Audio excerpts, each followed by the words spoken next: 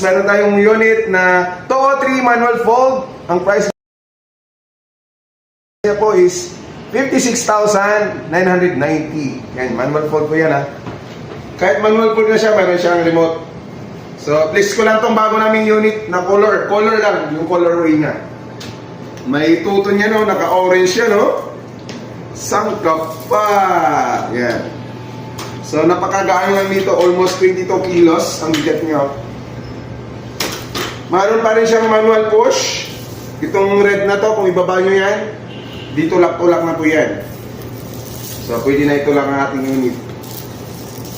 Yan. So, pag once nakatas na po itong dalawa, so, hindi nyo na may tulak yan. Ang gamit na po is ito na po kanyang joystick.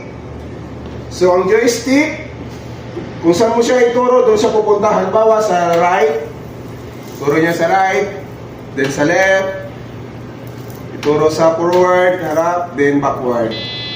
Ayan. So, meron siyang backing sound. Then, meron siyang ilaw. Ito lang po yung ano natin na electric wheelchair na may ilaw ha. Ayan. So, pwede rin po siyang i-remote control. So, ito yung remote. On din po natin. Once magka-synchronize na po sila, so pwede natin gamitin. So, ayan. So, made po siya ng aluminum alloy. Naka-honeycomb type na po yung PU tire. So, mas malambot na po yan. Then, pati yung harap niya, solid na rin po yan. Then, meron siyang shock absorber. Pangdagdag lambot ng ating unit. Then, naka-lithium ion, 24 volts, 10 Ah na po ang ating battery. So, medyo matagal-tagal na po ang buhay ng ating battery. So, pwede rin po itong brush dito, yung color orange. Pindutin nyo lang po yan. So, libre na po yan, no? Libre. Pwede kayong dito umupo. Ganyan. Saka side. Then, baba nyo lang. Ganon yung ano niya. Tapos sa pag-open,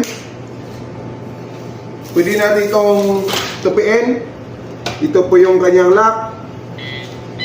Ganyan lang po siya ka-easy. Ganon na siya kadali i-open. So, remote control and joystick na po yan. So, ito yung battery natin. Kung gusto nyo, halimbawa, idalhin sa aeroplano, hand carry yung battery. Ito yung battery natin, no? 24 volts, 10 Ah na po yan, mga lods. So, mataas na yan. So, ano pa hinahantay nyo? Punta na po kayo dito sa may WX Wise Mobility Scooter sa address po na